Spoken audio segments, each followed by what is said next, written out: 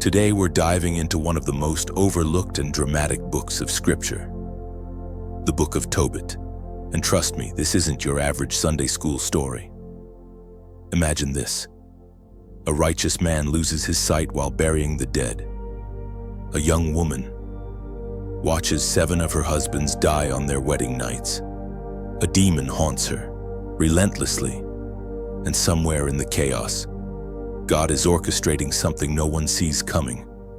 This story is filled with angelic encounters, supernatural healing, dramatic reversals, and deep hope. And yet, most people have never heard of it. Why? Because it sits in the Deuterocanonical books, accepted in Catholic and Orthodox traditions but left out of most Protestant Bibles because of these 3 reasons: chronological errors, incorrect rulers, and geographical confusion. I will have the original citations in the description of this video for your further study. Written around 200 BC, it was meant to give hope to Jewish communities living under foreign oppression, and its message: God sees, God hears, God acts, even when you don't see him. So today we're unpacking the story of Tobit and Sarah, 2 broken people whose suffering becomes the setup for divine restoration. If you're new here, go ahead and hit that like button, subscribe, and let's explore one of the Bible's best-kept secrets. The story begins in 722 BC. The Assyrian Empire storms into northern Israel, tearing apart families, cities, and everything sacred. Among the exiles is a man named Tobit, but Tobit isn't like the others.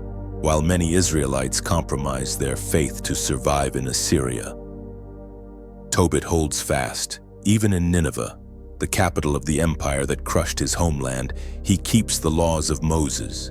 He gives to the poor, he feeds the hungry, he buries the dead. His integrity even earns him a high position in the Assyrian government. But Tobit doesn't use it for himself. He uses it to help others, until his faithfulness leads him into danger. You see, the Assyrian king often executed Israelites and left their bodies unburied in the streets, but Jewish law demands dignity for the dead. So Tobit takes action, night after night under the cover of darkness. He buries the bodies of the slain, alone, in silence, with reverence. But then, something bizarre happens. One night after another secret burial, a bird flies overhead, and it drops its waste directly into Tobit's eyes. By morning, he's blind. The man who walked in darkness to honor the dead now lives in darkness himself. He loses his job, his income, his independence, and he begins to wonder, has God abandoned me? Meanwhile, hundreds of miles away, a young woman named Sarah is suffering a nightmare of her own. She's been married 7 times, and each time, her husband dies on their wedding night. The cause? A demon named Asmodeus, obsessed with her, jealous and deadly. Every wedding ends in death. Can you imagine the whispers, the fear, the shame? Sarah becomes a social outcast. People say she's cursed, or worse, cursed others, crushed by grief and stigma. Sarah prays for death. At the very same moment, Tobit, now blind, poor, and humiliated, also prays for death. 2 souls miles apart, both faithful, both devastated, both asking God for the same thing, an end. But what they don't know is that their prayers have already been heard, and help is already on the way. Tobit asks his son Tobias to travel and collect money he once left in a far-off city. But the journey is dangerous. So Tobias finds a guide, a mysterious man named Raphael. What he doesn't know is that Raphael isn't a man at all. He's an angel, sent by God, an angel whose name means God heals. On the journey, they camp by a river. A giant fish leaps out. Raphael tells Tobias to catch it and keep its heart, liver, and gallbladder. Strange instructions, but Tobias obeys. They travel on, and soon they arrive at the home of Sarah. Raphael tells Tobias about Sarah's curse and the demon that has haunted her. Then he tells him to marry her. But first, burn the fish heart and liver in the wedding chamber.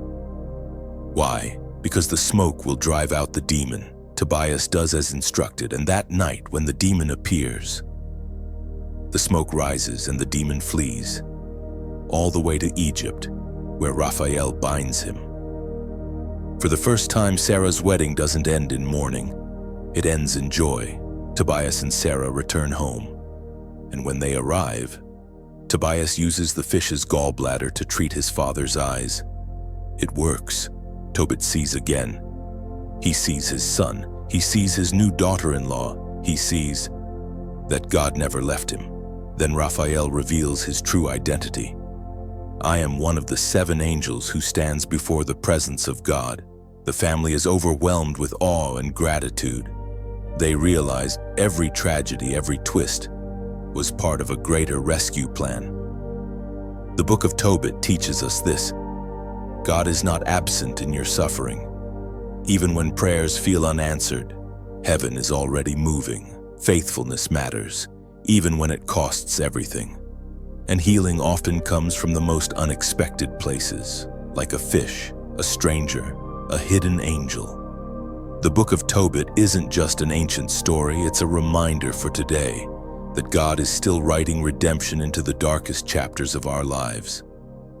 So if this message spoke to you, make sure to like, subscribe, and share it with someone who needs a reminder that even when you can't see it, God is healing, God is helping, God is here.